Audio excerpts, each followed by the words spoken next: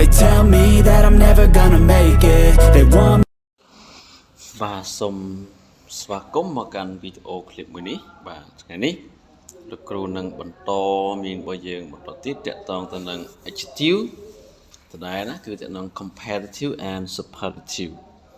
ok thế này lúc kêu nâng lược vô công ty irregular adjective đại dương từ pra với được nâng comparative nâng superlative đó chẳng adjective muốn cứ dân bàn sắc xa rồi ở hỏi là chính phủ adjective đại miền tại một chiếng dân thành rồi có est từ nữa và bởi chọn bài vá dân đồ vá thì chi rồi háo dân thành est chẳng mai ai tràn chiếng cho pi chiếng lang tới rồi tràn chiếng dân prao cho mình mố rồi có most và chẳng mai ngày này cứประเภท adjective ได้ដែលយើងទៅប្រើប្រាស់នៅក្នុង comparative ហើយនិង superlative គឺมันមានថែមអ្វីទាំងអស់ប៉ុន្តែវាមានការផ្លាស់ប្ដូរដល់ខ្លួនវាតែម្ដងណាវាដូចជាប្រភេទ irregular verb ចឹងដែរគឺវាបដូរដោយខ្លួនវាហើយអ្នកសិក្សាទាំងអស់ត្រូវតែទន្ទិញវាឲ្យចាំមាត់បាទអញ្ចឹងយើងមើលអស់គ្នាគឺលើកយក adjective 3ទេដែលសាមញ្ញដែលគេឧស្សាហ៍ប្រើប្រាស់ណាបាទយើងមើល3ទៅហើយយើងចង់ដឹងយើងសិក្សា research បន្ថែមទៀតមកយើងនឹងឃើញបន្ថែមទៀតណាតើ irregular adjective នឹងមានពាក្យអ្វីខ្លះ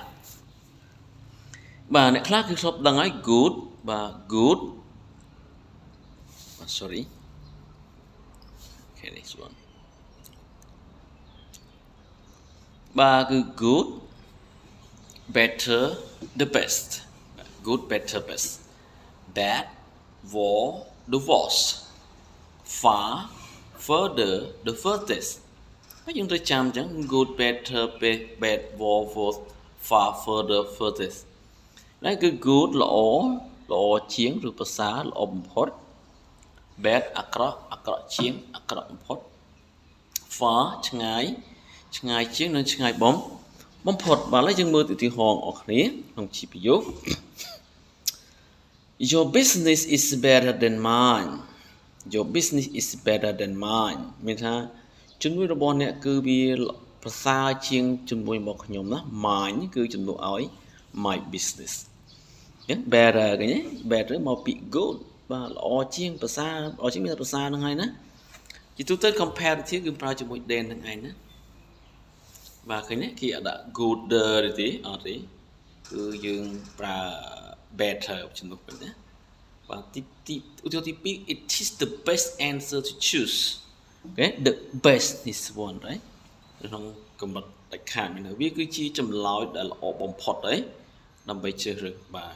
គឺពិធីចម្លើយមួយក្នុងចម្លើយដទៃហ្នឹងគឺថាវាល្អជាងគេបំផុតហើយណា best គឺមកពី good នេះឯងណាtoday the weather is worse than yesterday ឃើញទេអាកាសធាតុណានេះថ្ងៃនេះអាកាសធាតុហ្នឹងគឺវាអាក្រក់ជាងកាលពីម្សិលមិញអញ្ចឹងគឺ worse គឺមកពី worse មកពី bad បាទ worse than yesterday my house is further than his house ផ្ទះរបស់ខ្ញុំហ្នឹងគឺយ៉ាងម៉េចឆ្ងាយជាងណាឆ្ងាយជាងផ្ទះរបស់គាត់